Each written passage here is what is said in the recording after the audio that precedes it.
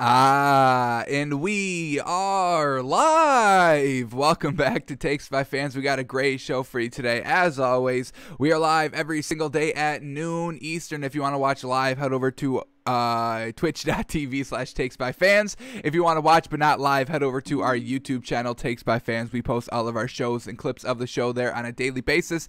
And if you just want to listen, we are on podcasting apps, Spotify, Google Podcasts, Apple Podcasts, iHeartRadio. So however you want to watch or listen, we've got you covered multiple ways. Alrighty, today is a big old Tuesday. Today we are wrapping up March Madness, the Elite Eight. The second round of the Elite Eight is on tonight. By the end of tonight, we'll know who's in the Final Four. So we'll be taking a look at that. We'll look at the brackets. I think we already kind of solidified first place, but we'll kind of double check that today. So we'll go over our March Madness brackets and see what's happening in our own pool. We'll break down the NBA from last night. We got killed on our moneymaker. Holy moly. Had 5 picks and lost them all. We didn't even hit one of our... The only pick, we had 7 picks going yesterday between the March Madness tournament and the NBA, and we only hit one. Woof, really bad day. But hey, you got to rebound at some point, right? So we'll try to get back on track. I think we will. But we will get back on track in our moneymaker today. Continuing on with our NFL draft prospects of the day, we are on day 46, and we're going to be looking at a running back from UNC today. Can he kind of compete with Najee Harris and Travis Etienne as kind of, you know, the surefire first 2 running backs chosen in this year's draft? So we'll see what this man can do, see if we're liking him, see if our team should be drafting him or should be staying away. So got all that today on the show, so let's jump right into it with the stories of the day. And man, oh man, a new day, a new allegation of sexual assault by Deshaun Watson. Holy moly. Oh boy, here we go. 3 new lawsuits accusing Deshaun Watson of sexual assault and inappropriate contact were filed Sunday, bringing the total number to 19 now. Yikes. One claims that Watson is deleting Instagram messages and contacting the women, quote, in an attempt to settle the cases. Yikes. I think we're going to read that his lawyer is disputing that he is deleting Instagram messages. But man, if you're deleting Instagram messages, that's never a great look, because you can delete them on your end, but they're still on the other person's end. And I'm sure if you're going to sue somebody, you've got receipts to back it up, and you're screenshotting and printing and backing up and triple backing up and making sure that evidence is still there. So if somebody's deleting messages on their end, you still have the proof. So definitely not the best look if you're deleting messages, all right? And it really doesn't do anything. They can still get the messages. They are still there at like the actual server. So not really great there. Not a good look, but let's see what we get here. Any other quotes or anything by these women in these lawsuits. So here we go. 3 new lawsuits accusing Deshaun Watson of sexual assault and inappropriate conduct were filed Sunday night, including one that claims that Houston's quarterback is deleting Instagram messages and contacting the women who formerly provided him massages in an attempt to settle those cases. All 3 lawsuits accuse Watson of sexually assaulting women during massage sessions by purposely touching them with his penis and state that his quote behavior is part of a disturbing pattern. You can't just be doing this. I know that, having massage, it's kind of sexual in nature just because there's hand on hand or just hand on body contact, but that doesn't mean that you can just stick your penis on people. You can't be doing that, man. This is not the setting. That's not what, I guess some things, we all know, of some massage parlors that do this type of thing, but when you're just kind of working privately with people from Instagram, it's probably not safe to assume that they're down with this. You know what I mean? I would definitely, vet some of your massage therapists, your traveling Instagram massage therapists, to kind of see, all right, is she down? Let me test the waters. You can't just go in and be like, hey, are you down with this? And just start stabbing people with your penis while they're massaging you. I don't know, man. I wouldn't be doing that. That's just me, but I don't know, man. Let's see what else we get here. The third lawsuit also includes the accusation that Watson is deleting the Instagram messages and contacting the plaintiffs as a result of the repeated lawsuits against him. Plaintiffs have not brought these cases for money or attention. Instead, plaintiffs seek a change in behavior with regard to Watson and a change of culture in the NFL. That's what they're, oh my, come on. These plaintiffs are seeking a little bit of money as well. Come on. We just heard about the other one that was basically blackmailing them, being like, hey, I want $30,000 from my indefinite silence. Come on. The change is probably the secondary reason why they're doing it. Yeah, I'm getting all this money and now I'm in kind of the attention of the media and I can't seem like I'm kind of just after the money. So respect for women, respect for massage therapists everywhere. Come on, folks. Come on. What else do we get? Watson's attorney, Rusty Hardin, said Monday in a statement that Watson has not deleted any Instagram messages over the last 2 weeks. The last 3 weeks we have, but the last 2 weeks we have not. And categorically denies that his client contacted any of these women directly. Like a lot of people, quote, this is from Rusty Hardin, quote, like a lot of people, Deshaun regularly deletes past Instagram messages. So that's funny. You just said in the last 2 weeks you haven't deleted any, but then you're kind of prefacing by saying, hey, everybody deletes their Instagram messages. I do it, and I'm a lawyer. You're not trusting me? Come on. So that's pretty funny. Hardin said, quote, that said, yeah, let's read this all together because this is funny. Like a lot of people, Deshaun regularly deletes past Instagram messages, Hardin said. Then go back to the quote here. That said, he has not deleted any messages since March 15th, the day before the first lawsuit was filed. We categorically deny that he has reached out directly to his accusers in any attempt to settle these cases. Alrighty. He's putting out a date out there of March 15th. He hasn't kind of deleted an Instagram post before then, but that was before the first lawsuit was filed. And we know that that other woman was kind of reaching out before. I want $30,000 for my indefinite silence. So maybe that's when he kind of deleted all the messages, when he saw everybody kind of starting to accuse him, coming to him for money first before they officially filed the lawsuits. That's when he deleted all the messages before March 15th. So we'll keep a closer eye on this.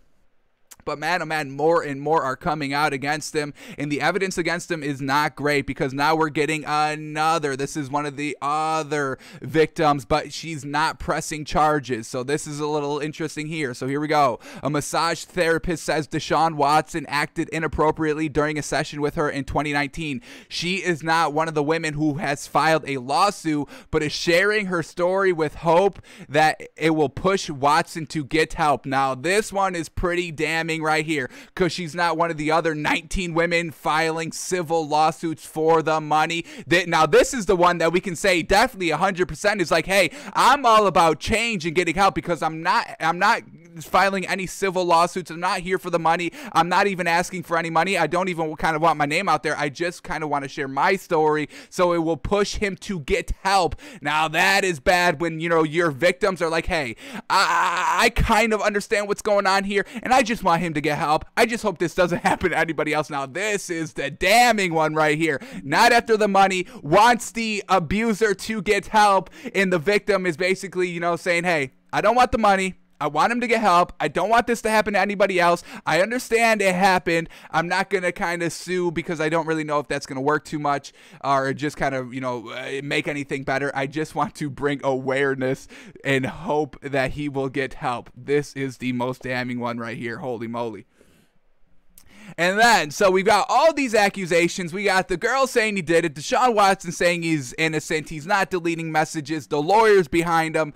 But this could be some damning evidence right here, folks. So here we go. I mean, the internet is gold, folks. The internet will bring up everything that you have done ever previously in your entire life.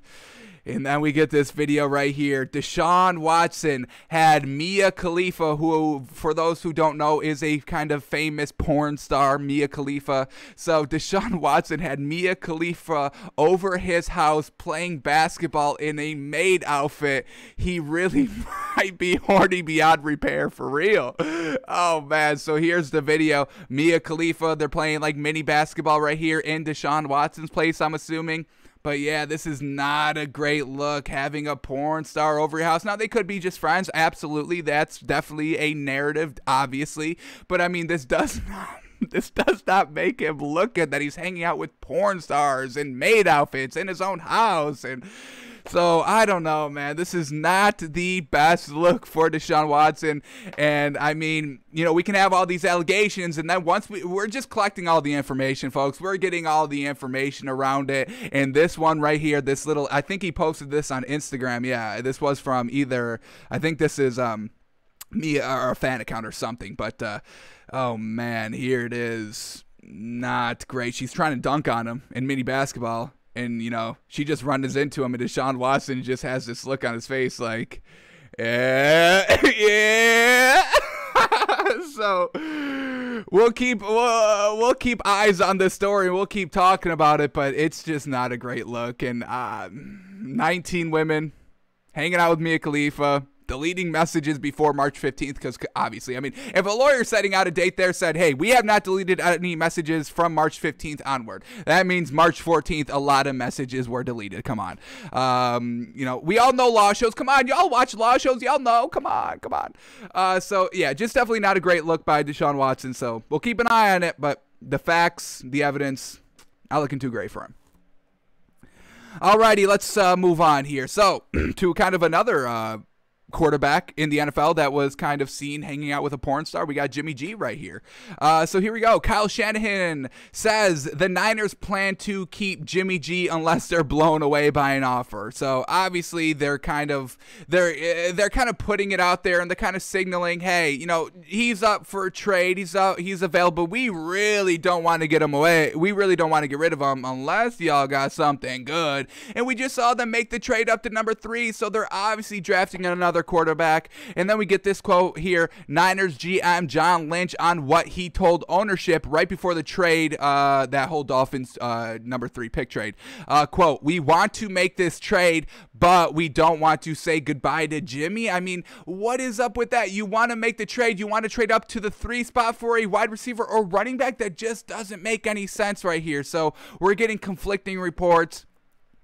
We're getting Jimmy G, you know, he's our guy, but we're drafting up, but they haven't officially came out and said they're drafting a quarterback. But why would you move up from 12 to 3? That makes no sense. You must want a quarterback at that point. So, or 6 to 3. They were 6 and 3. So, I mean, you're trading up. You obviously want a quarterback. I mean, these couple of first teams up here in this draft are all kind of going quarterback heavy a little bit, and the 49ers don't want to kind of miss out on that. That's why they made the trade. So I would expect Jimmy G to probably be out of the San Francisco any minute, honestly. I don't know. I don't think he'll honestly start the season. I don't think he's going to. I mean, they're making all this noise about it. They're kind of every day somebody's saying, no, he's our guy, and we know the more you talk about something, it just means nothing. It means nothing. We want to see what you're doing, and you moved up in the draft. So I really just don't expect Jimmy Garoppolo to be there game one for the 49ers. Whoever they draft, which I'm assuming is going to be Zach Wilson, since they kind of made that trade right at the pro day of Zach Wilson when John Lynch was there.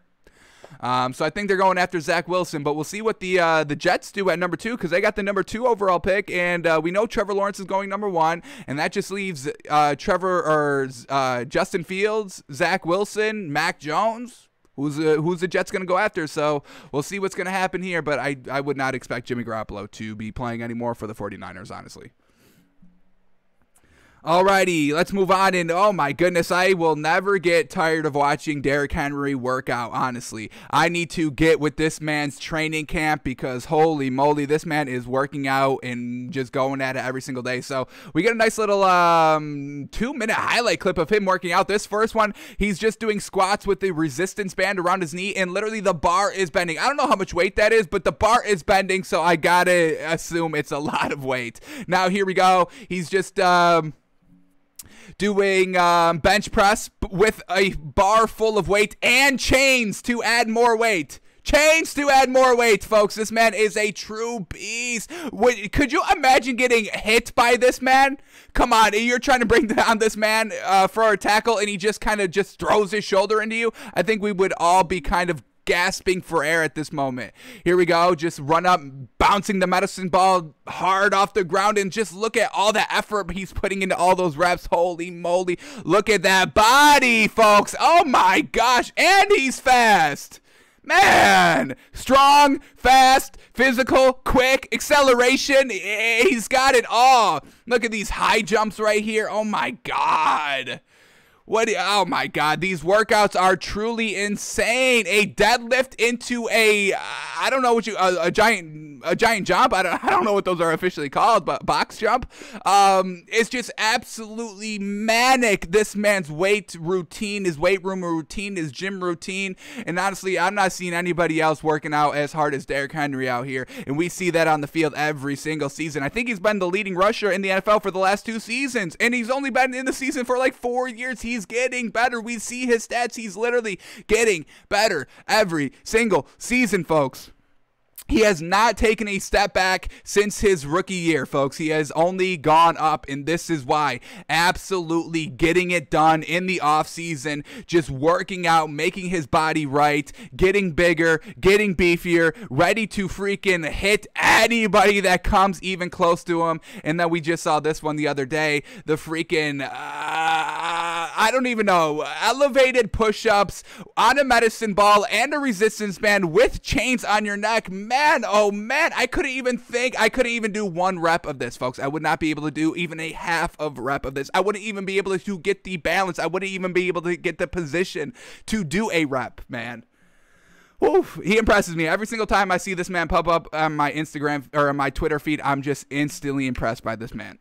My favorite running back of all time. I've got no problem saying that. 4 years in, I think he will go down as the greatest running back of all time, and he is my favorite running back of all time already. Alrighty, we got a Lions story here. So Dan Campbell, we all know the not greatest pick, I would assume, or I'm kind of saying, for the Lions here. So Dan Campbell says Lions excited by the free agent additions who took, quote, a leap of faith to move to Detroit, and man, oh man, did they take a giant leap of faith. I mean, this whole Lions organization is just absolutely abysmal. I mean, why are we having experimental head coaches every single year? Like, what is that doing? Go and get somebody that you know that's proven coaching talent. I don't get all this, like, we've been trash forever, but we're still experimenting. At some point, you just got to be like, all right, I don't care what it is. I got to get somebody in here that's a proven talent, whether that's somebody that's proven playing, quarterback. That's why they've always had Matt Stafford and never really moved off of him. That's the only kind of piece, the only good decision they've made in the last 20 years in this organization. They made Megatron leave and retire earlier. They wasted his prime as well. But I mean, to go from Matt Patricia to Dan Campbell, it's like they're not even trying to get better. And it's funny that Dan Campbell's, saying, hey, they took a leap of faith, because they really did. This man's unproven. He had an interim head coach job with the Dolphins, and we didn't like him enough to re-sign him. And he's been with the Dolphins, and he was with the Dolphins for a little bit before he got elevated up to that kind of head coaching position when Joe Philbin left. I guess the one silver lining for Dan Campbell is that he was working very closely with Sean Payton. I think for the last 2 seasons, I think he was an assistant head coach there. So that's the only silver lining. Don't really know if it's going to translate here by himself. I mean, to be an assistant and then to kind of go and be the main man, it's real different, folks. It's totally different. Now you're the one who runs the entire thing. You delegate to the assistant coach now. So you got to do all the things that you delegated, or you've got to kind of delegate everything that's been delegated to you, and I don't know if this man is the person to do it. We love his motivation, and I think he's definitely somebody that you want in your locker room, somebody on your staff, like a defensive coordinator like Robert Saleh.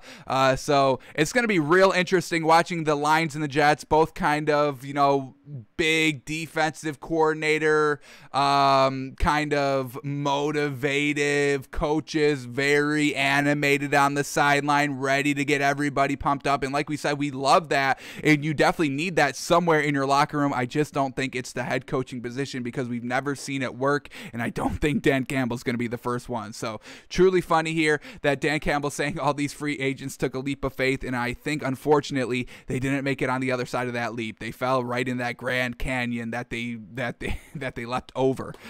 So we'll see, but yeah, not good, not good, not good at all.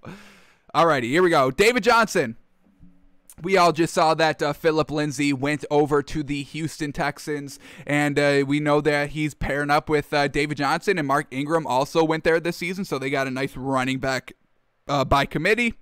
And David Johnson says competition with Texas running backs Mark Ingram and Philip Lindsay will make Houston better in 2021, and I definitely think so. You definitely need a running back by committee. Having, two great running backs never hurts a team. I mean, having two good quarterbacks on your team definitely hurts a team because, you only need one quarterback. But two running backs, you need kind of, your main back, your third down back, an all-purpose back. You need different kind of running backs in the backfield. That's why the Ravens kind of worked out a lot. That's why the Bucs just won the Super Bowl. So you need multiple running backs here, and David Johnson's all up for the competition. Now, I think David Johnson will definitely win the starting job, and Philip Lindsay will be the number 2. I don't think Mark Ingram has any chance of winning the starting job. I think he's a little bit too old at the moment, and we saw him with the Saints and the Ravens, and he was always kind of the second premier back. So I don't see Mark Ingram kind of being the main back here. I think David Johnson is going to win it, but man, having Philip Lindsay as the number 2 and then Mark Ingram as the number 3 running back there in Houston,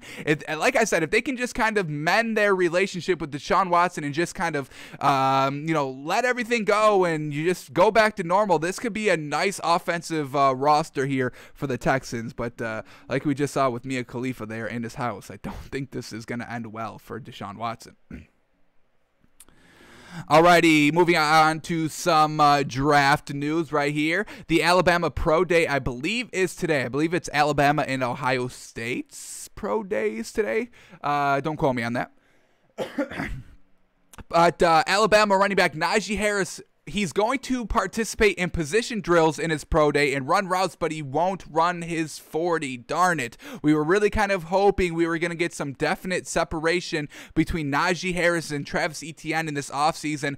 I'm really, if they were both on me and I had to kind of choose one to kind of lead my franchise with, I've got the number 1 overall pick. I can choose whoever I want. I'm really not sold either way. I think I'm leaning a little bit towards Travis Etienne just on the sheer kind of the speed and his agility and his acceleration and his quick cutting. I think I may lean a little bit more Travis Etienne. So I was really hoping Najee Harris would run a 40 here and, show us like a 4.29, a 4.32, maybe something like that. Really just wanted to see his sheer speed to kind of compare it with Travis Etienne because I'm a big fan of his speed. But no, I don't know, man. I don't know. It's going to be tough. They're both going to be great options. I think they're both going to have great success in the NFL. It's just which one is going to make your team a little bit more complete. And man, oh man, I was hoping we were going to get a little bit more of an insight on Najee Harris with his 40 time, but we will not be getting that, unfortunately. Alrighty, we got a top 10 plays here, and this time it's from the Bills. Yes, sir, the AFC Championship participants, Bills, with Josh Allen's best season and the biggest step I've ever seen from a year 2 to year 3 by a quarterback in this league. So let's watch it here, the top 10 plays of the Bills here in 2020. They start off with an honorable mention, so we're back at having, 11 plays in their top 10 plays, and there it is.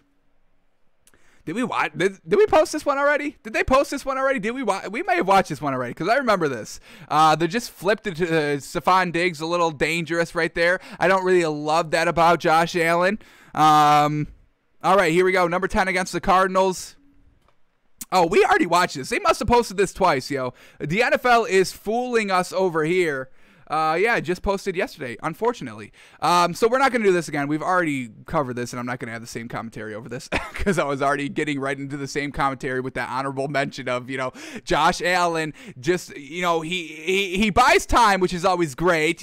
Being a true competitor, I'm always about it, but he doesn't live for the other down. That's why he fumbles a little bit too much. He doesn't really slide too often in there, just kind of getting brought down, just kind of a flick of the arm to the ball to Stephon Diggs, and it's great because it was a completion, but it also could have been a fumble slipping out of his hands. It's also, just a little bit of a lob pass. Somebody could have came over the top and picked it. So don't really love that too much by Josh Allen. But hey, it got to the AFC Championship game, so maybe we don't know what we're talking about. But yeah, we're not going to rewatch all these top 10 plays since we've already done this. So now we've got to be on the lookout of which ones we've already covered since the NFL is ready to start duplicating some of these tweets here. So a little unfortunate. So let's move on to the final stories here. Andre Drummond, we all know that he just signed to the Lakers the other day. And Andre Drummond on coming to the Lakers, quote, "I'm not here to do anything besides win," end quote. Yes, sir. That's what I want to hear. That's the only thing I want to hear coming out of anybody's mouth. I'm just here to win. I am just here to win games. I don't really care about being the greatest of all time. I don't care about my stats. I don't care about my role. I would like a big role in the offense, but hey, if we're winning games with me not doing that well or contributing that much or just kind of coming off the bench, I've got no problem with that because I'm only here to win. And I know when LeBron James heard this, he's like, God damn right. Yes, sir. I'm ready to run it back, and I'm kind of ready to come back now. LeBron James was probably rehabbing, and he saw, oh, Andre Drummond coming here? How's he looking? He's looking good? What'd he say? Oh, he said something? Oh, what'd he say? Oh, he's only here to win? That's my fucking man right there. Get me out of this fucking boot and get me back on that court because I'm fired up. Andre Drummond just wants to win. He's coming here with the winning team that just came off of a championship. So, yeah, this team knows how to win with LeBron James and Anthony Davis. Going to have another big beef down low with Andre Drummond at the 5. So it's going to be up to the shooters, the outside shooters. Can Dennis Schroeder continue to get it done? Can Kyle Kuzma still get it done off the bench? So can Montrezl Harrell still find great production coming off the bench now that we got Andre Drummond and Anthony Davis and LeBron James still on the team? So definitely excited to see this Lakers team back in action, full capacity, full health. Hopefully they don't flounder too much in their playoff positioning, so they still get a nice little seed up there for that first round. Because LeBron James still out for 3 or 4 more weeks. We're getting towards the end of the regular season, so that first round of the playoffs, just kind of like last season, they're going to kind of need that to get everything kind of reacclimated and get everybody back into kind of game shape and game rhythm. So they're going to kind of need a little bit of an easier opponent there in the first round to get everything resettled. Now that they got a new player, LeBron James and Anthony Davis coming back from injury, they got to get back into game rhythm. Alrighty, Jeff Teague, he has ended up signing with the Bucks here. So a little interesting here. Let's bring up what Jeff Teague is doing this season. I thought this man was out of the league. He was barely getting any minutes there with the Celtics. I was kind of surprised that he was still on the Celtics with kind of how little they played that man. But this season he's putting up 6 points, 1 rebound, and 2 assists. Obviously, since they really were not playing him that much, and it was just didn't make sense. I mean, Jeff Teague is kind of a good point guard out here, and I don't know if he's better than Campbell Walker at the current moment, but I think he should be getting a lot more minutes than what he did there with that kind of lackluster Celtics team. There was no reason why this man shouldn't have been getting any minutes, but to have a nice little point guard coming off the bench here for the Bucks, definitely going to help him out a little bit. Don't see him kind of getting a starting role there for the Bucks. Don't think he'll kind of overthrow Drew Holiday or Dante DiVincenzo or anything like that, but to come off the bench, help out the second team a little bit, because that's kind of what the Bucks are struggling with a little bit. We just saw them lose last night, and it wasn't really truly because of their starters, but their bench really got no great consistent production out of there. So Jeff Teague signing with the Bucks, we'll see if that kind of helps them. The Bucks are on a 3-game losing streak, just lost to the Clippers, got blown out by the Clippers last night, so they're going to need something. I would like some outside 3-point shooters, and Jeff Teague is shooting 46% from the 3 this season, so that's absolutely magnificent. His career is 35%, so, with the lack of minutes, the lighter minutes that he's got, and I'm assuming he's not jacking up as many 3s every single game. So little interesting here. I think it's a decent pickup, but we'll watch the Bucks a little bit more closely once he finally starts to play for them. Alrighty, and then the last story to talk about, man, oh man, it's just truly funny, man. When you're actually weren't doing really good, but you're a known superstar, and then you start doing good, so you can start kind of talking a little bit more shit, a little bit more. It's just truly funny how everybody does this, and yeah, it's just funny. And I don't care. I don't care if you talk. I don't care if you say you're good. I don't care if you say you're trash. You're now that you're good now, but you were trash then. I don't really care what you say, honestly. But we will talk about it on the show, so just keep that in mind. So here we go. Blake Griffin's response to the haters. Quote, "It's kind of funny to me because for the last couple of years, all I've heard is how bad I am." Yes, you were bad those last couple of years. Yes, you finally got back to your shape because you're playing on an elite team coming off the bench with literally zero pressure on you. So yes, you were bad. You were kind of trash. You were with the Pistons just absolutely being garbage. You're taking 6 threes a game. You're not LeBron James. I have not seen you kind of work on your three-point shot and get better so you take more threes. You weren't doing that. You were never a great three-point shooter, but you were taking 6 a game with the Pistons? What is that about? And then you haven't even dunked in 2 years. So yes, I would say that was pretty bad. If an NBA player has not dunked in 2 seasons, I'm saying that, man, is pretty bad. And not only have you not dunked for the last 2 seasons, you're barely even getting any more rebounds. You're taking more threes with the Pistons than you were getting rebounds on a game-to-game basis. So yes, you were absolutely bad with the Pistons. I would have called you trash. I think we did call them trash a couple of times. So yes, you were bad, but now you're here with the Nets. You're not even in the starting lineup anymore. You're catching lobs from one of the best passers right now, an MVP frontrunner in my opinion, James Harden. You've still got Kyrie Irving. You still got Kevin Durant. I know he hasn't played, but you still have him on your team, and you're coming off the bench with literally no pressure on you. With Detroit, you were a starter and the team was bad, so your kind of high profile name was kind of getting a little bright out there and drawing a lot of attention. But now you're here in Brooklyn, coming off the bench. Nobody's going to blame Blake Griffin not having a good game for why this Nets team is losing a game or why they lost the title or why they lost in the playoffs or anything like that. You're literally playing free out here. There's literally zero pressure on you. You haven't dunked in 2 years that you literally made almost Twitter explode the first time you dunked. And the first time you caught a lob from James Harden, Twitter almost broke again. So yes, you were bad, but it's so funny. Blake Griffin can talk now because he's on a great team and he's having good success because he's surrounded by great players that has no pressure on Blake Griffin himself. So it's just funny. We see this all the time. Kyrie Irving does this all the time. He won't play for about a month because of personal reasons. Then his first game back, he drops like 50 points, 10 rebounds, 3 assists, and then he's like, hey, but I'm trash, right? We see this all the time, and it's so funny, but I'll let y'all say whatever you want to kind of make you play better because I do want to see Blake Griffin be good. I would like to see that. I would like to see that on a consistent basis. So whatever y'all have to say to make yourselves feel better, I truly do not care. So Blake Griffin, yes, you were bad. Now you're not bad because you're on a good team. That's it. Alrighty, those are all the stories we needed to cover for today. So let's head over to our bracket and update this since the first round of the Elite 8 wrapped up yesterday. Houston getting it done, Baylor getting it done. Congratulations to them for punching their ticket into the Final Four. And my biggest regret in our bracket is not choosing Houston to come out of that Midwest bracket.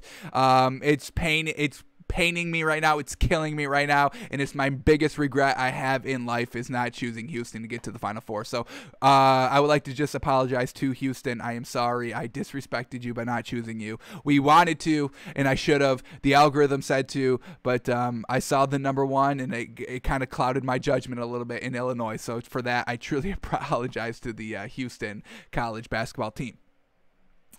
Alrighty, so here we go. We are still in first place with 54 points. Look at us climbing up. We were in third place. We were in second, and we just overtook first, and I think we've already wrapped it up. So congratulations to us. Go Rutgers, still in second place, and it looks like HGMF6 will finish in last place with only 36 points, not getting any points yesterday. Truly unfortunate.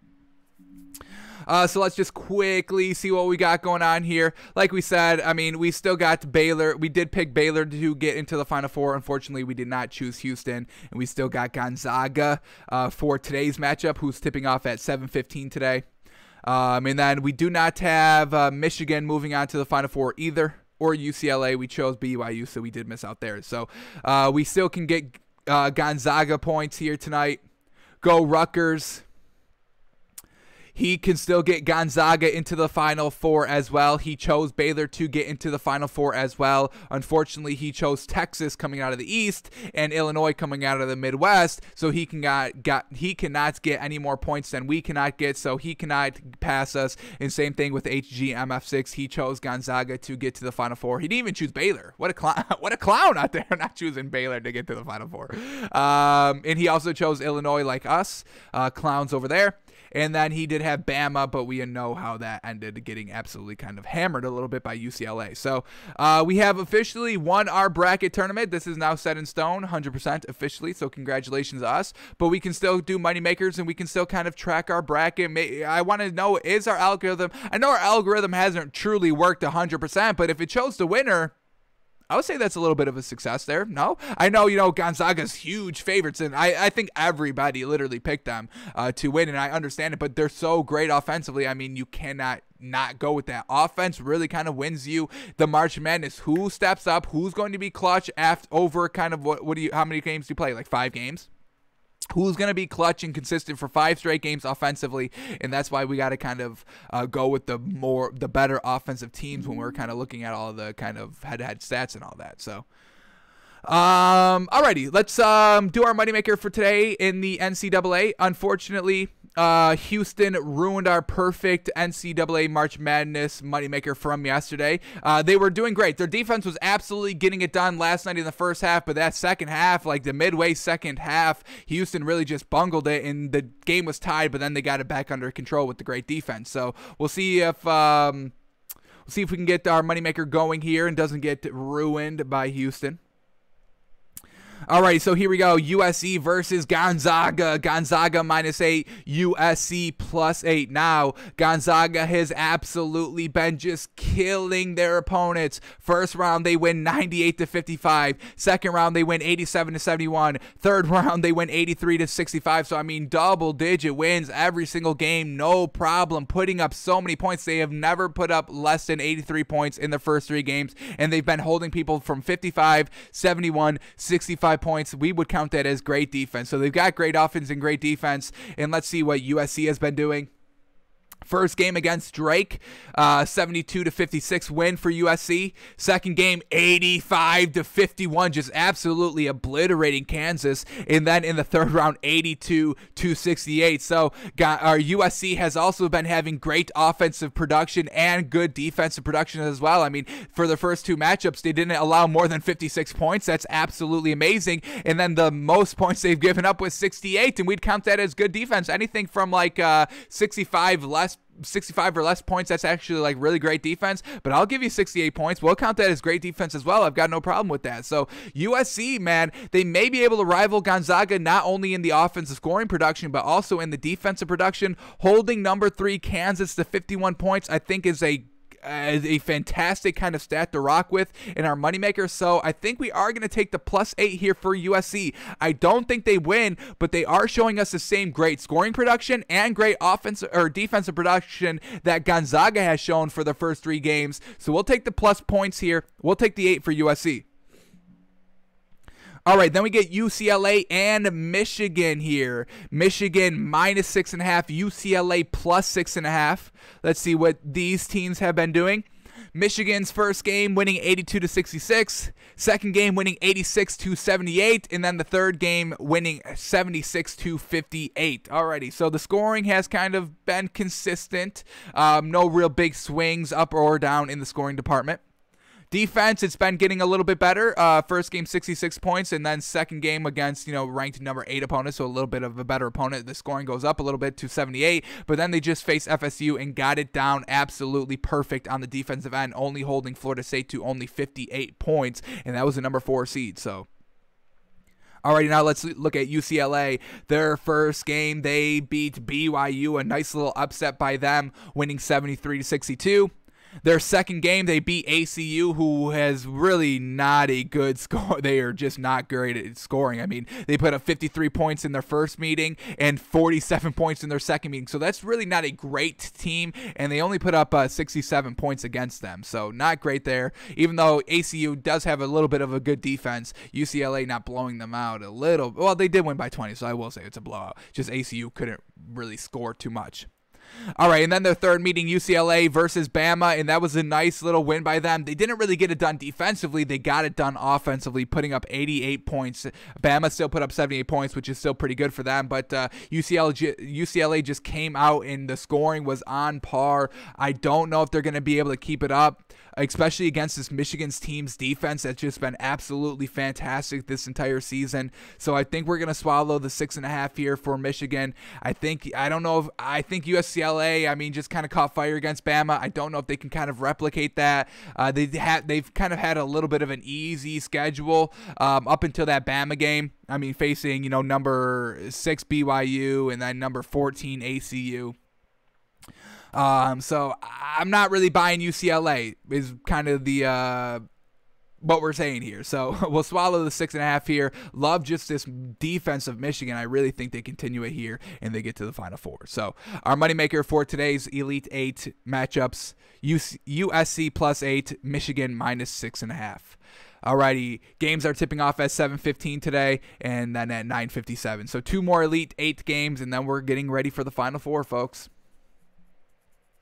Alrighty, let's head over to the NBA from last night. Let's see what's going on. As we said, we just got absolutely crushed in our moneymaker 0 of 5 last night. I think that's the first time that's ever happened to us. So we are definitely not looking for that to happen again. But let's talk through it. Let's see where we went wrong. Let's see who didn't step up so we can learn from this and get back on track with the moneymaker for tonight's action. So here we go. First game up, Pacers, Wizards. Wizards winning 132-124. Very well done. Russell Westbrook got it done last night. And once again, folks, do we need any more proof that we can never trust this Pacers team? I mean, they're just losing against the Wizards now. Man, oh man, these were the teams that the Pacers were thriving against. This is why they have like 21 wins so far, because they've been facing very, very lackluster teams. But the Wizards have finally started to step it up a little bit, so I'm all about it. So let's start here with the Wizards. Oh my goodness. Russell Westbrook absolutely got it done last night. Everything was fantastic by that man. 35 points, 21 assists, 14 rebounds, and only 4 turnovers. And absolutely flawless. This is a flawless game by Russell Westbrook, so absolutely fantastic by him. Bradley Beal. Oh my goodness, we are dying out here. 1 second. Oh my goodness. All right. Hopefully we're back now. All right. Bradley Beal didn't even play this game. And Russell Westbrook just absolutely takes over and kills it and doesn't have that many turnovers. So we're definitely all about it and definitely a huge reason why this Wizards team won the game.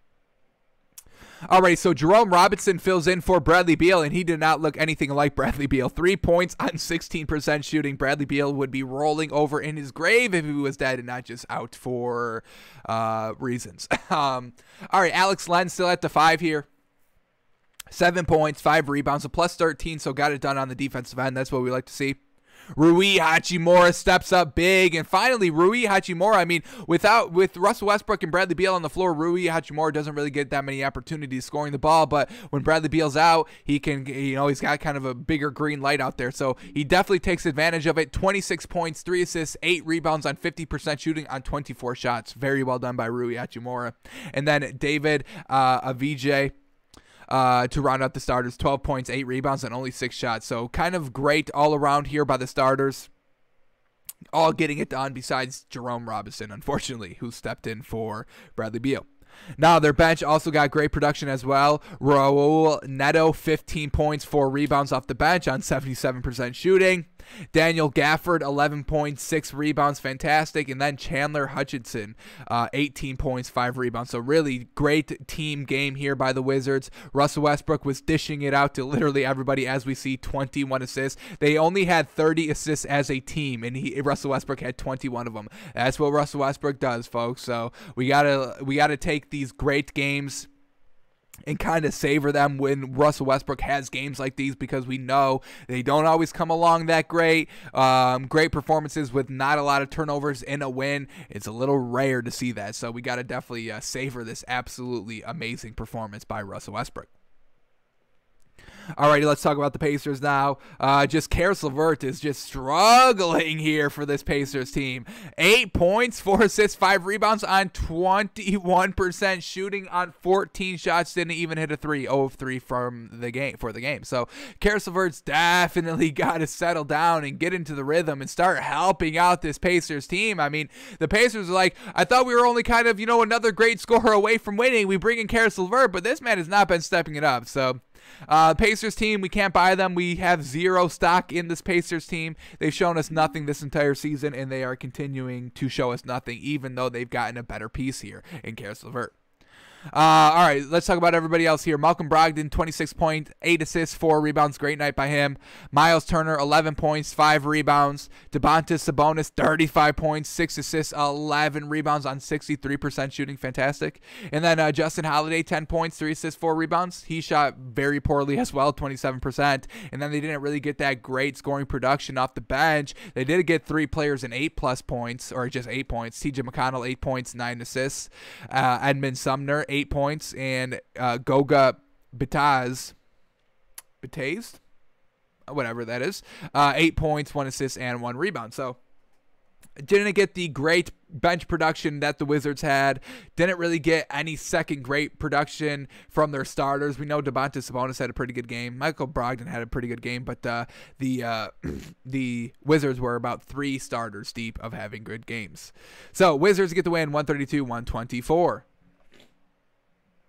Alrighty, now the Celtics and the Pelicans, and man, oh man, yes sir, the Pelicans are still winning without Lonzo Ball on the road against the Celtics. I'll take that as a pretty good win for this Pelicans team, so very well done. Lonzo Ball, what's all the hype around him? I'm not seeing it, I'm not buying it, and I'm not sorry for not buying it, folks. So Nickeil Alexander-Walker here for the Pelicans, stepping it up again, 17 points, 3 assists, 7 rebounds, 3 of 9 from 3, shooting 46% overall. I mean, he is doing as good as Lonzo Ball is, if not better. And the results are better than what Lonzo Ball shows on a consistent basis. They're winning games. They've won 4 of their 5 without Lonzo Ball. So let's stop the Lonzo Ball nonsense, man. I'm over him. If he wants to leave, let him leave. Nobody's holding him here. It's so funny that, that quote came out yesterday about Lonzo Ball, saying that he likes playing with the Pelicans, but he doesn't want to be here next season, and he wants to be with these other teams, the Knicks and the Bulls, and he doesn't even like the city of New Orleans. So, yes, get rid of him then. Damn. And, he's acting like they need him there. They don't need him. He's making them worse. Damn. Everybody's doing great here. Nickeil Alexander-Walker, perfect game by him. Eric Bledsoe even had a decent game, 13 points, 5 assists, 3 rebounds on 44% shooting and 4 of 8 from 3. So we haven't really seen a good game by Eric Bledsoe this entire season, but with Lonzo Ball out of the starting lineup, we get Eric Bledsoe efficient shooting out here. So we'll take it. Steven Adams, 4 points, 5 rebounds. Only took 2 shots. Not great defense either, -9 in a win. Zion Williamson, consistent and efficient as always, 28 points, 4 steals, 3 assists, 8 rebounds on 50% shooting. Literally, it's still a great overall night, and he only shot 50%. I mean, we're used to seeing this man in 70, 80% shooting, but a little bit of a harder game for this man, but he still got it done. Zion Williamson, one of the most consistent players in the NBA, folks.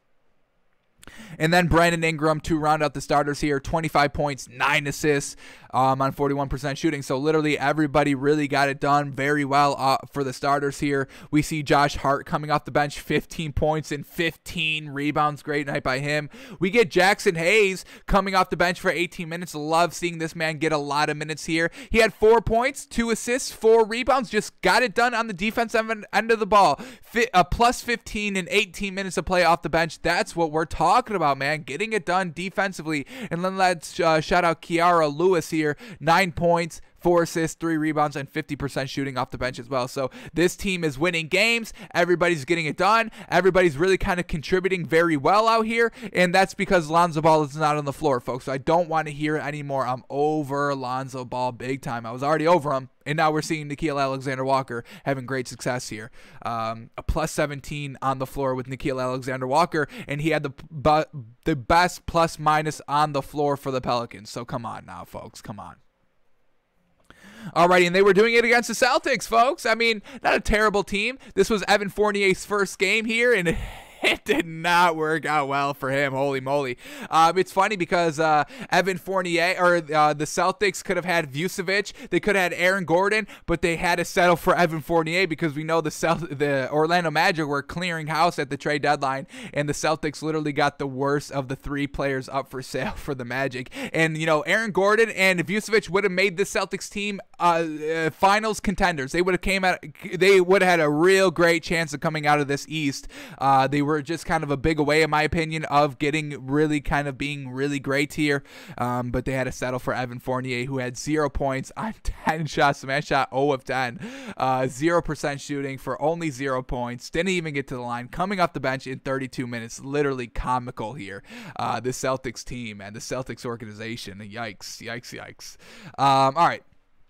Here we go. Campbell Walker, 23 points, 4 assists, 4 rebounds, 44% shooting. Marcus Smart back at the 2 here, 15 points, 3 assists, 3 rebounds. He shot 0 of 6 from 3, though. Darn it. They definitely need him to kind of be the jump starter offensively, have him come out hot in the first quarter, and he's kind of struggling to doing that.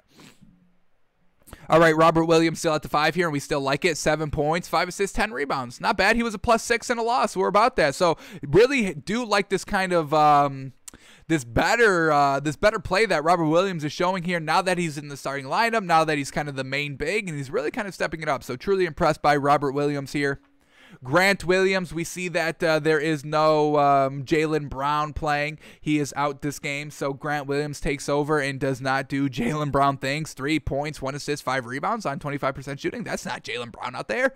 And then Jason Tatum, he's having a great stretch here. Love seeing this man's really went through a little bit of a bad stretch, not putting up a lot of points or really anything else, and they were losing a lot of games, but he's really kind of, been steady here after the All-Star break. 34 points, 2 steals, 5 assists, 9 rebounds on 48% shooting. So he had a good game. Literally, Kemba Walker had a decent game, but then nobody else really got it done for this team. So they definitely missed Jaylen Brown. They definitely floundered on that Evan Fournier pickup. And then off the bench, we get Luke Cornett, 10 points, 4 rebounds. I'll give it to him. And Peyton Pritchard, 11 points, 5 rebounds off the bench in only 15 minutes. So decent bench contribution there from those two, but their main bench contributor, Evan Fournier, did nothing. I'm a little surprised that they also did not start Evan Fournier, especially with Jaylen Brown out. A little interesting. I would have stuck Marcus Smart maybe at the 3, move Jason Tatum to the 4, and then move Evan Fournier to the 2 if Jaylen Brown is not in the starting lineup, obviously. But maybe they were just trying to get him acclimated to the bench because that's where he's going to be coming off of once Jaylen Brown is still there in the starting lineup. But whatever it happened, it did not work out well for the Celtics team. So well done to the Pelicans. Unfortunate loss to the Celtics there. Alrighty, let's move on to the Nets and the Timberwolves, and this was one of our moneymaker picks. We had the Nets -11, and it looked like they were going to do that, but then the fourth quarter came, and they kind of floundered a little bit, but then they got it back at really the end of the fourth quarter. So Anthony Edwards ended up missing a game-tying field goal or free throw really at the late, I want to say in the last about minute of that game. So the Nets were still up 1 by that missed free throw to tie it. Then they make a bucket on the other end of the floor, go up 3, and then Malik Beasley misses the game-tying 3 for the Timberwolves at the buzzer. So a little unfortunate there. So let's start here with the Nets. James Harden, 38 points, 13 assists, 11 rebounds on 44% shooting, 4 of 8 from 3, more efficient from 3 than Kyrie Irving. So please get James Harden the MVP, plees. He's the point guard according to Kyrie Irving, but he's also taking care of the scoring department as well. So Kyrie Irving, what are you doing out there? What are you doing? He's doing 27 points, 3 assists, 7 rebounds on 2 of 8 from 3. He did shoot better from the field, 50%, but James Harden took more shots and had more points and more rebounds and more assists. So James Harden is playing way more better out here. And plus, James Harden was a +8 on the floor with Kyrie Irving, only a +2. So stop the disrespect of James Harden, folks. The man played 40 minutes. 40. Still got it done. So very well done to James Harden. DeAndre Jordan, 10 points, 2 rebounds. Definitely got to be a little bit better than that. He only played 11 minutes, though. Joe Harris, 7 points. Ooh, light on him. 7 points, 6 assists, or 6 rebounds. And then Bruce Brown, 10 points, 5 assists, 5 rebounds. So a little light there by Joe Harris. A little unfortunate. Off the bench, Blake Griffin, 5 points, 5 assists, 6 rebounds, just getting it done all around. I'm all about it. And then what do we got? Jeff Green, 10 points and 4 rebounds. Nicholas Claxton, also coming off the bench, 14 minutes, 2 points and 5 rebounds. He's getting a little bit of less minutes now that Blake Griffin's kind of fully acclimated here. And once LaMarcus Aldridge kind of starts playing off the bench, hopefully Nicholas Claxton's minutes doesn't go down any, because I do think that this is an emerging player out here who we are kind of big on. Just in his second year, I'm liking what he's doing out here. So hopefully he can continue to still grow out there. So Nets, James Harden really just gets it done for them. No surprise. No surprise. All right, let's go to the Timberwolves now. Anthony Edwards, as we say, I mean, not clutch. I mean, LaMelo Ball would never, right? So Anthony Edwards, 0 of 7 from 3. Missed the game-tying free throw that really could have, made a poor 3-shot attempt at the buzzer. They could have gotten a 2-point attempt there, a better look there. Unfortunately, they had to settle for the 3 because Anthony Edwards could not make his free throws. So Anthony Edwards, 23 points, 10 rebounds. He still had a decent game, but that 0 of 3 and the 5 of 7 from the free throw line really hurt him in this game, unfortunately. So going to be a little clutch, unfortunate. Karl Anthony Towns, 31 points, 5 assists, 12 rebounds. He shot 59%, absolutely fantastic. And then Jaden McDaniels is the only other Timberwolves player in double-digit scoring category with 13 points, 4 assists, and 7 rebounds, but then just nothing great from nobody else, and that's what the Timberwolves are missing, the depth, the consistent depth there. So the Timberwolves lose, no surprise. Just a little unfortunate that the Nets only won by 5, so. Alrighty, let's move on to the next matchup up. We get the Knicks and the Heat now. And like we said, I mean, we really can't trust this Knicks team, man. I mean, they're winning games, but it's against kind of bottom tier opponents or the Bucks with nobody playing. So I want to root for this Knicks team, but they're not getting it done. So a little unfortunate here. Offensive struggled here. Only 88 points scored. So let's see who was doing the scoring here. Julius Randle, 22 points, 3 assists, 8 rebounds. Good night by him. RJ Barrett, 8 points on 33% shooting, 0-4 from 3. He still had 4 assists and 4 rebounds, though. Nerlens Noel, 8 points, 11 rebounds. Already, I'm about that. But there's just nothing really great here scoring the ball. Derrick Rose off the bench, 16 points, 2 assists, 2 rebounds. I'll give him that. Emmanuel Quickly, 12 points off the bench. It's just the starters couldn't get it done. Alfred Payton in the starting lineup, 5 points. RJ Barrett, 8 points. Nerlens Noel, 8 points. Reggie Bullock, 3 points. Like, the starters have to get it done a little bit better than them. So, can't blame the bench here. Bench really kind of did decent. Just the starters couldn't get it done. So, that's why we can't trust the Knicks, folks. We have to have great games by the bench and the starters all on the same game. And we really don't see that too much. That's why... or just not enough, I should say. We do see it decently enough. That's why they're, in the playoffs, and I believe they've got 20-something wins. 24 wins officially. So they just need to be a little bit more consistent. They're about 50-50 right now. All right, so let's talk about the Heat now since they finally got back on track. Holy moly. We see their starting lineup shuffled around a little bit because Victor Oladipo, like we said, back to not playing. Kendrick Nunn didn't play, so not great there. We need Victor Oladipo to start playing consistently here. He didn't do it with the Rockets, and I thought he was going to play consistently here for the Heat, but that's not looking like the case here.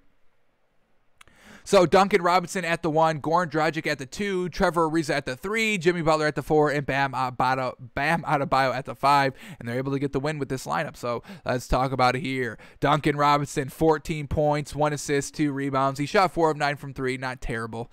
I'll give it to him. Goran Dragic had a not great night, 4 points, 2 assists, 5 rebounds on 2 of 6 shooting, 0 of 2 from 3.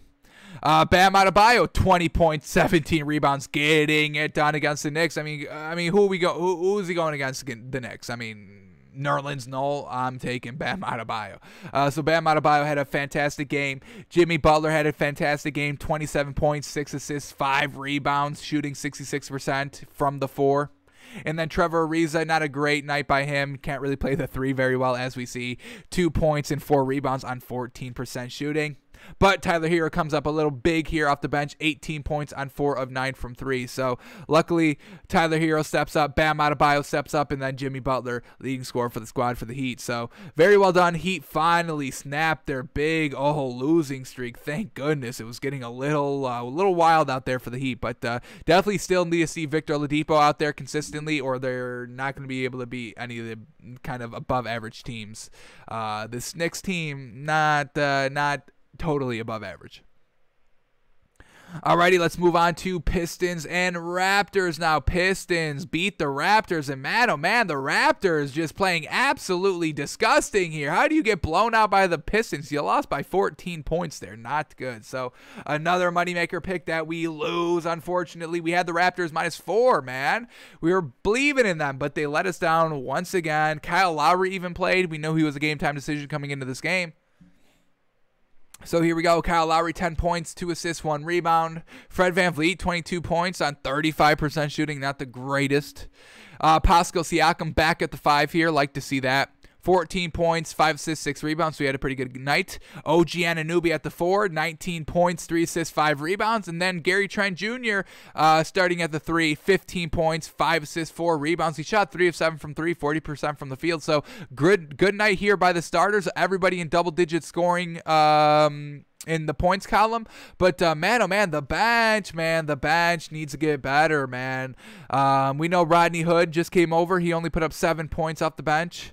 Aaron Baines, 4 points in only 8 minutes. Chris Boucher, 4 points. So really no great scoring by this Raptors bench. And now we're starting to see kind of the Raptors be, a little like the Knicks a little bit. We need all their starters and all their bench players to really have good nights if they want to win. So I think we're going to have to start fading this Raptors team. Gave him another chance here after the trade deadline, but it does not seem to be working well. Gary Trent Jr. is not putting up the production Norman Powell was giving, and nobody on this bench, nobody's getting it done off this bench, even though they got a little bit deeper. So a little unfortunate there by the Raptors. Alrighty, the Pistons now. Holy moly, did their bench get it done? Their starters really didn't even do that much. Saben Lee, 19 points, leading scorer, tied a 3-way tie for the leading scorer. Saben Lee in the starting rotation was one of those 19-point scorers. Sadiq Bey was the other 19-point scorer. Jeremy Grant only put up 7 points on 25% shooting, and this Pistons team wins. So really inexcusable loss here for this Raptors team.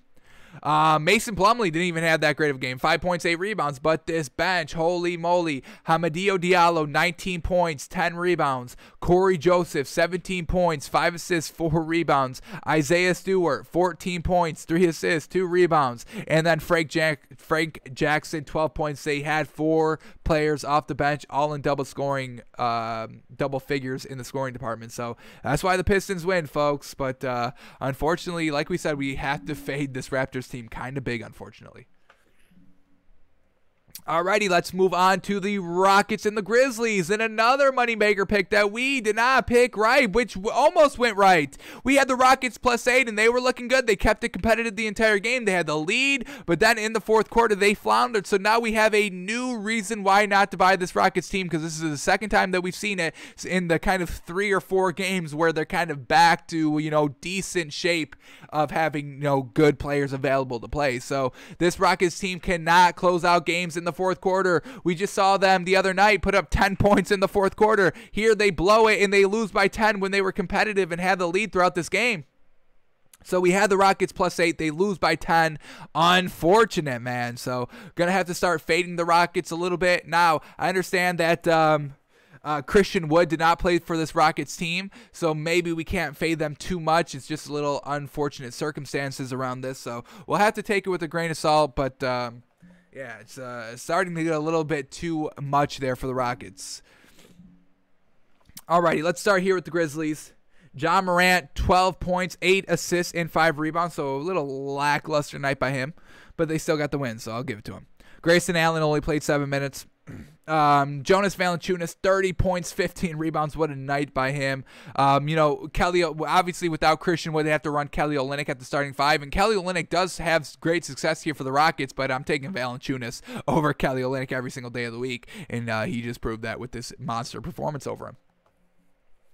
Alrighty, Kyle Anderson, 7 points, 2 assists, 2 rebounds, and then Dylan Brooks, 17 points, 4 assists, and 4 rebounds. But the Grizzlies had absolutely great performances off the bench from Desmond Bane, 17 points off the bench, and then DeAnthony Melton, 23 points, 2 steals, 2 assists, 4 rebounds on 58% shooting. So great night off their bench, decent night from the starters, and they're able to get the win over this Rockets team. Now let's see why this Rockets team floundered. Well, we all know Christian Wood's not in the starting lineup. Or just playing in general. John Wall shot 16% for only 9 points. He did have 3 steals and 8 assists, so that's decent, but the scoring department not great there. Kevin Porter Jr. here, newly acquired, starting at the 2. 10 points on 29% shooting, so their guards just were not efficient all night. Kelly Olynyk had 25 points, led the team in scoring. Kelly Olynyk, newly acquired Kelly Olynyk, small ball center, Kelly Olynyk. So Kelly Olynyk, 25 points, 9 rebounds, and I'm about Kelly Olynyk. I think he fits absolutely perfectly here on this Rockets team, but they still need another big. Kelly Olynyk can come off the bench and have great success, but they definitely need Christian Wood as well. So until he can start playing a little bit more consistently for this Rockets team, we cannot trust them at all. Deshaun Tate, 24.7 rebounds. Great night by him. Daniel House Jr., unfortunately, 2 points, 3 rebounds, and only 0 of 3 from the field. So could not hit a bucket to save his life. Split his free throws to a 4 and only ends up with 2 points. Off the bench, they get some decent help here. Sterling Brown. I still think Sterling Brown should be in the starting rotation. Start him at the 3. He's been having great success in the starting rotation. So 10 points, 7 rebounds off the bench in only 21 minutes. I'm about it. DJ Augustine also off the bench, 13 points and 5 assists, but just not enough here for this Rockets team, and they lose by 10 in the fourth quarter. Unfortunate. We had it, man. I really thought that the Rockets +8 was fantastic value. Just that fourth quarter, man, this Rockets team cannot close out games. Not good.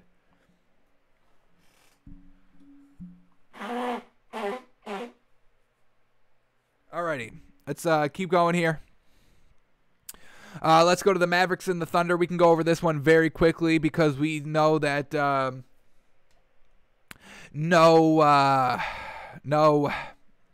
Gilgeous-Alexander for this Thunder team, so we can't really trust them without him. But let's go over the Mavericks very quickly. Luka Doncic back, 25 points, 7 assists, 3 rebounds. Kristaps Porzingis back, 20 points, 9 rebounds. They're able to get it done. Tim Hardaway Jr. back off the bench, baby, 19 points, 3 rebounds on 60% shooting. Yes, sir. Tim Hardaway Jr. has clawed his way officially into our 6th man of the year discussion. We're gonna kind of figure out who's our leading candidate for 6th man of the year. We're going to do that sometime this week, I believe on Thursday, possibly tomorrow as well.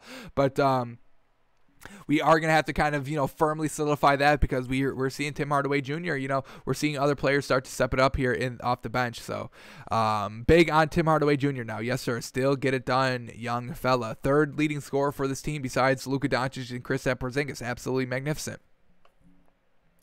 Alrighty, for the Thunder, nobody steps up. No Shai Gilgeous-Alexander, no Dort, so no win. But let's shout out Aleksej Pokusevski.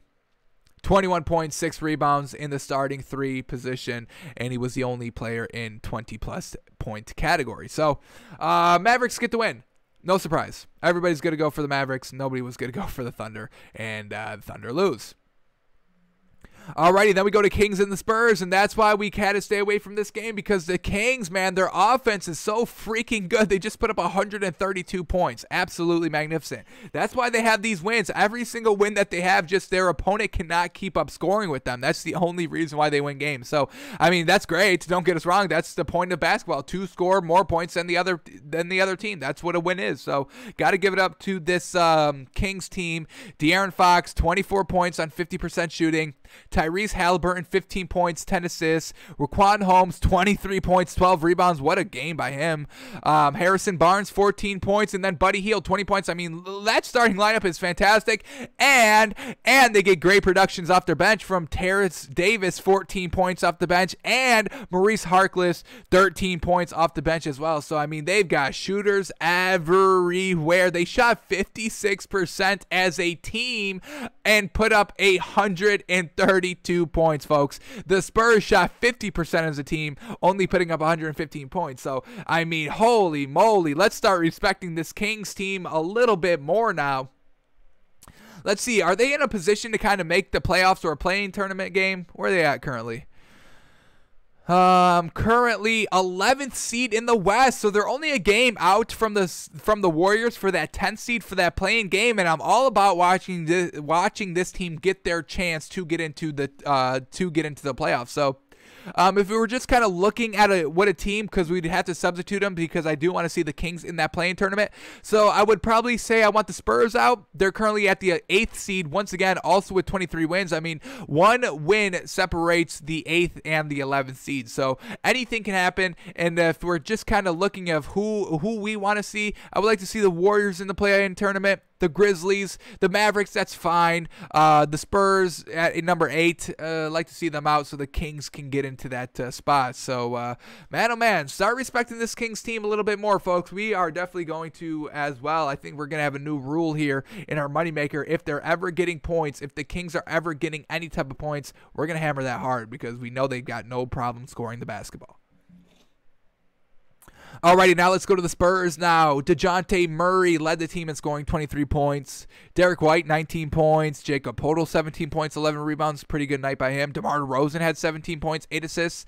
Keldon Johnson just didn't really get it done for the starters, only putting up 7 points. And their bench was not as good as the Kings, only having one player in double-digit scoring, and that's Rudy Gay with 10 points. So just overall, this Kings team is a little deep. Got to start respecting this starting lineup. I definitely got to start respecting this lineup a little bit more. Tyrese Halliburton's having a real good kind of success here, getting elevated as a rookie off the bench to the starting lineup. So I wouldn't give it to I wouldn't give Sixth Man of the Year Rookie of the Year already wrapped up to Anthony Edwards now that LaMelo Ball is kind of injured and no longer playing. I think we got to start looking at Tyrese Halliburton a little bit. His production is leading to wins for his team, unlike Anthony Edwards not hitting a free throw, making it harder for his team to win games. So let's all relax on Anthony Edwards being Rookie of the Year, and let's start giving Tyrese Halliburton some respect.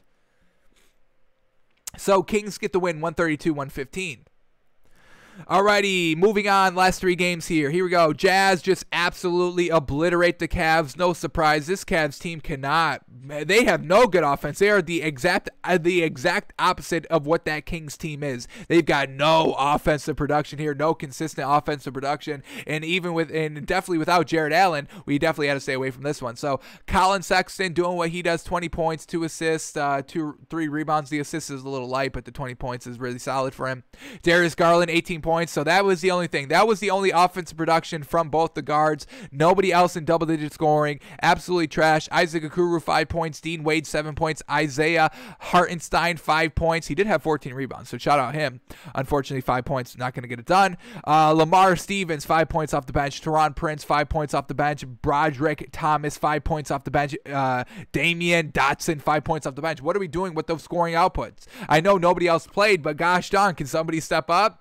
No Larry Nance Jr., no Kevin Love, no Jared Allen, no Quinn Cook, no C.D. Osman, but gosh darn, nobody else steps it up here. This Cavs team is absolutely trash, and I need Jared Allen to get out of there as soon as possible. Alrighty, now up is Bulls and the Warriors. Alrighty, Bulls lose 102-116 to the Warriors, and we chose the Bulls here. We got him plus a point and a half. We're waiting for Vucevic to win his first game, but these 2 games here that he's played, they cannot get the win. Unfortunate for this Bulls team. So we see they kind of switched up their starting lineup a little bit. Thomas Satoransky is the starting 1. Zach LaVine's at the 2. Patrick Williams at the 3. Thaddeus Young at the 4. Love seeing that. And then Nikola Vucevic still at the 5, obviously. So we see Thaddeus Young get elevated back to the starting lineup. Unfortunately, that does not work either for a win, so they're going to have to start figuring out this lineup still because they need to start winning games quickly, folks. They've got kind of no room to play around with if they want to make the playoffs. They are currently the 10th seed, the 10th and final seed of that play-in tournament there. So they are a little bit of risk of falling out. The Raptors are at the 11th seed, only 1 game out of that 10th seed. Wizards and Cavs are both 2 games out. I wouldn't, really really expect the Cavs to make a push, but the Wizards could. They got the pieces to do so to get kind of that 10th seed. So Bulls have no time to play around. They need to start figuring ways to win the game. So here we go. Thomas Satoransky, 14 points, 8 assists, pretty good night by him. Zach LaVine, though, only 12 points, very light, shot 25% in 1 of 7 from 3, not great. Vucevic, though, 21 points, 6 assists, 9 rebounds. So we see him getting a little bit better than his first game. Still got to get, double-digit rebounds and start getting, maybe even double-digit assists as well, doing what he did in that Magic team. But overall, good start here for him. Just nobody else able to kind of work around him, and that was the problem with that Magic team. Aaron Gordon couldn't work with Vucevic. That's why he wanted to leave, and so I'm a little nervous that Zach LaVine and Vucevic aren't going to be able to get it done, and that's kind of what we're seeing so far. Zach LaVine only 12 points. When was the last time that ever happened? Never? I don't think he's ever scoring less than 12 points or 12 points or less. All right, Thaddeus Young, a little light on what he usually does, but he was efficient. 10 points, 2 assists, 4 rebounds on 83% shooting. Only missed 1 shot all night, and it was a three ball. So just not the same kind of production that he gets kind of in the starting 5, at the starting 5 position or off the bench. But he's got to play. You got to learn to play the 4 here if that's what they're going to stick with. And then Patrick Williams to round out the starters, 14 points, 4 assists, 6 rebounds. So all in all, it was a decent performance by all the starters. Everybody at double-digit points, but they didn't really get that great production off the bench. Only Lauri Markkanen here, he's having great success still. 13.6 rebounds off the bench, but nothing else from nobody else. So Daniel Tice also had his first game, 6 points and 2 rebounds off the bench. He was a minus 15 on the floor, so he's not working real well just quite yet. So we'll see what happens here. A lot of shuffling around that needs to kind of happen to find out the perfect starting lineup and the perfect rotations off the bench. But like we said, they need to get it done quickly. Alrighty, let's go to the Warriors now. Steph Curry's first game back, and man, oh man, did he show out. 32 points, 6 assists, 5 rebounds on 45% shooting, and 6 of 14 from 3, so not terrible. Kelly Oubre Jr., 18 points, 11 rebounds. Alrighty, we'll take that. James Wiseman still in the starting lineup here. 12 points, 5 rebounds. Already a -8 in a win. Not great. This man definitely needs to be a little bit better. Like we said, I mean, rookies don't really make that much of an impact, and James Wiseman out here not having great success.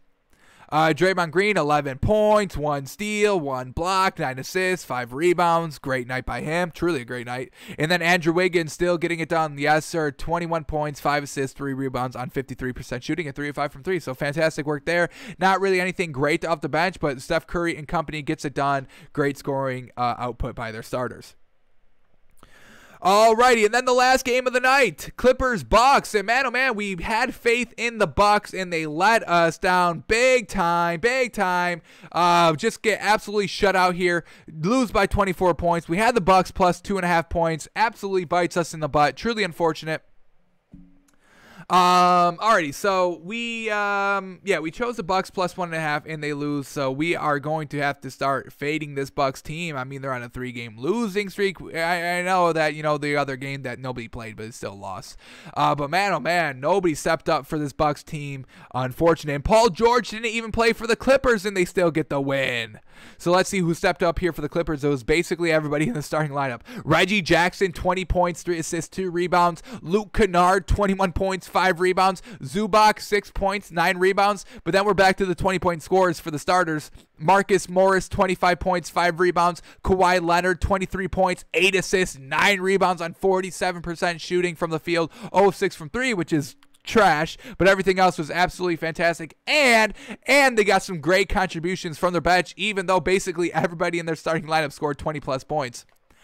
Nicholas Batum, 8.7 rebounds off the bench. Patrick Patterson put up 9, and then Terrence Mann with 14 points, 6 assists, and 6 rebounds. So an absolutely incredible night by this Clippers team. Gonna have to start respecting them more because they are getting right at the right time. I want to say this is like a 6-game winning streak for them. What are they at? 6 games. 6 games, 8-2 in their last 10. So Clippers are starting to kind of get everything figured out, starting to lock up what they do well, and they're winning games because of it. So come Friday, if they keep on winning, we'll keep moving them up in our power rankings. So we'll have to keep moving the Bucks back a little bit here.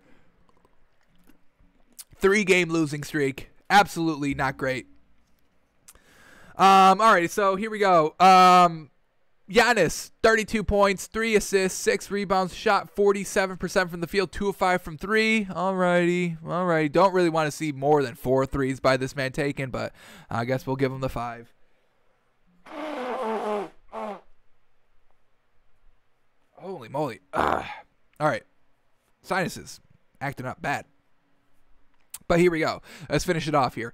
Chris Middleton, 15 points, 3 assists, 3 rebounds. He shot 1 of 3 from 3, 46% overall. Drew Holiday, 24 points, 7 assists, 3 rebounds. So, I mean, those 3, Giannis, Chris Middleton, Drew Holiday all kind of got it done, but Brook Lopez, 7 points. Dante DiVincenzo, 5 points, 1 of 4 from 3, not getting it done. And then this bench, man, yikes. I do like to see Thaddeus Antetokounmpo get some more minutes out here, but he did not have a great night. We saw him having a great night in their last game where, you know, everybody was out, so Thaddeus got a lot of minutes and got in the starting rotation, but they lose the game. But he had a great night, 20 plus points. But here he is, 18 minutes off the bench, 7 points on 50% shooting. That's all he did, really. Pat Connaughton played 30 minutes, 5 points, 7 rebounds. Not great.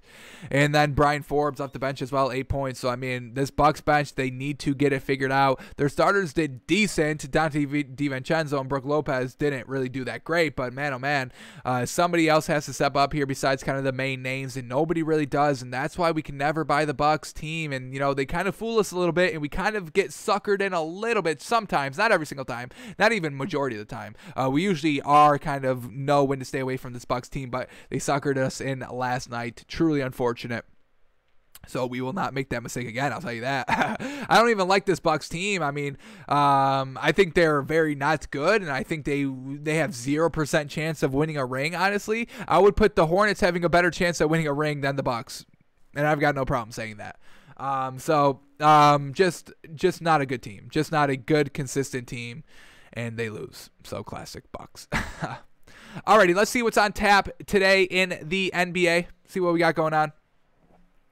Once again, I mean, because of March Madness, we get no primetime nationally televised games here in the NBA, so a little unfortunate.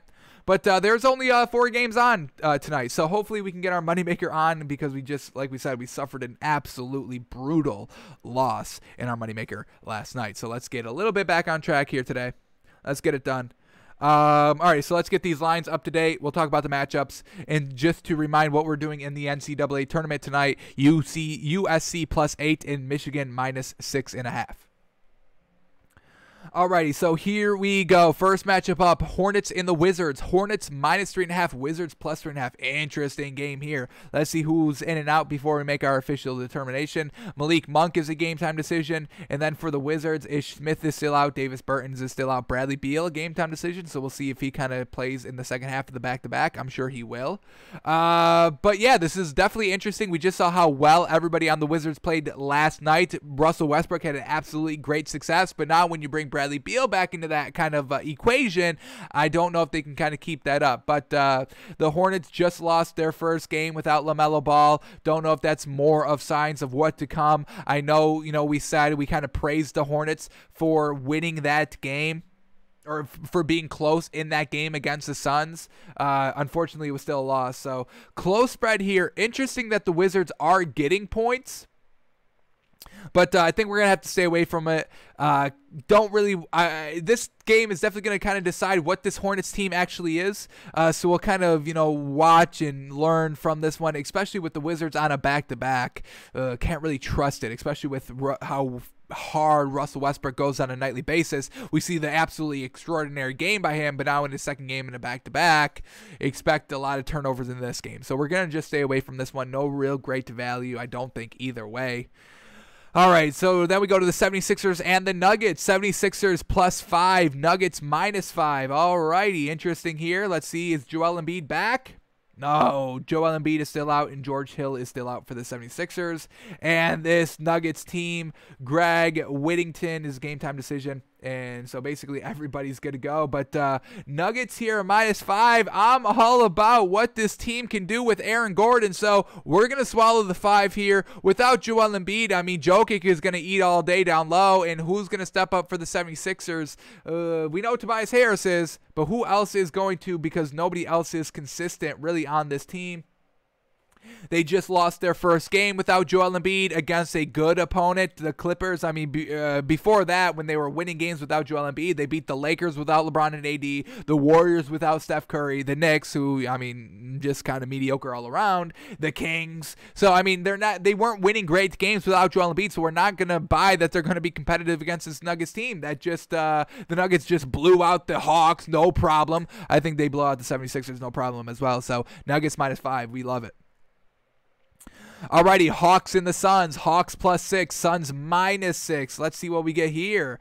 If Lou Williams is making his debut here for the Hawks, I think we take the points, but let's see what we get. Lou Williams, game time decision, so we're still not sure. We'll check Fantasy Labs in a second once we kind of list everybody else out. Chris Dunn is still out for the Hawks, and Cam Reddish is still out for the Hawks. Now for the Suns, just Abdel Nader is still out. So let's see if we can kind of quickly find out what's going on with Lou Williams. If we can get a firm positive that he's playing, we'll take the +6. But until we know that, we'll stay away from it. Yeah, nothing yet, I don't think. Nothing yet.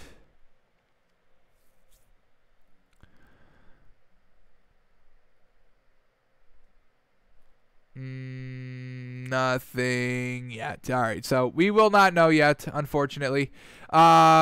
I do like the Hawks +6. If Lou Williams is playing, I think we'd give it a chance, but we'll stay away from this one. All right, and then the last game of the night, Magic and the Clippers. And the Clippers -11.5. The Magic +11.5. All right, if everybody's good to go for the Clippers, we'll take that -11.5. We'll live with it. For the Magic, Terrence Ross is a game-time decision. Gary Harris is out. Then for the Clippers, Rondo, game-time decision, so we'll see if he makes his debut. Patrick Beverley is a game-time decision, so we'll see if he comes back. We saw him out last night, but maybe in the second of the back-to-back, he's good to go. Serge Ibaka is a game-time decision, so hopefully he's back. Paul George is a game-time decision, and Kawhi Leonard, who I would expect to kind of load management here, but he said he's good to go, so we'll take the Clippers -11.5 here. We know this Magic team has just absolutely nothing left on their roster. I know we just saw them kind of lose by 3, but it was against the Lakers. I mean, there's nothing there. It's without LeBron and AD, folks. Their previous game with besides the Lakers was against the Trailblazers, where they lost by 7 points. So gonna go with the Clippers -11.5 here. They should have absolutely no problem. So little light moneymaker here today to get back on track. Nuggets -5, Clippers -11.5. Alrighty, that is gonna do it for us today. We'll come back to Michael Carter tomorrow on the show. Running a little late here, so we'll wrap it up here. But let's see if anything is breaking as we were live here. We see Alabama. Okay, Bill Belichick is looking at Mac Jones here in person on his pro day. Interesting. I definitely think Mac Jones is kind of the prototypical Patriots quarterback. He just looks like the Patriots to me. Alrighty, what else do we get?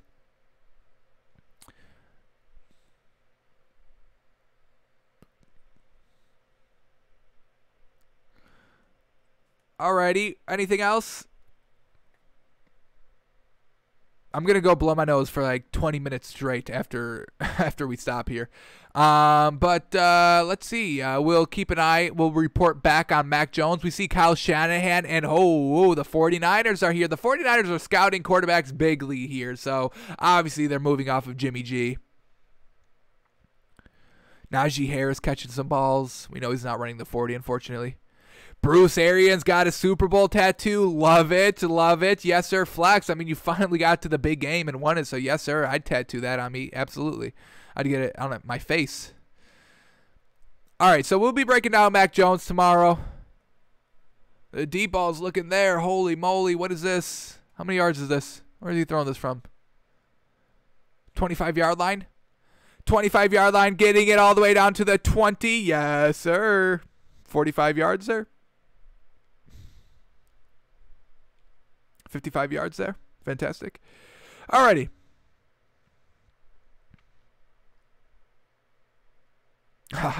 Right there.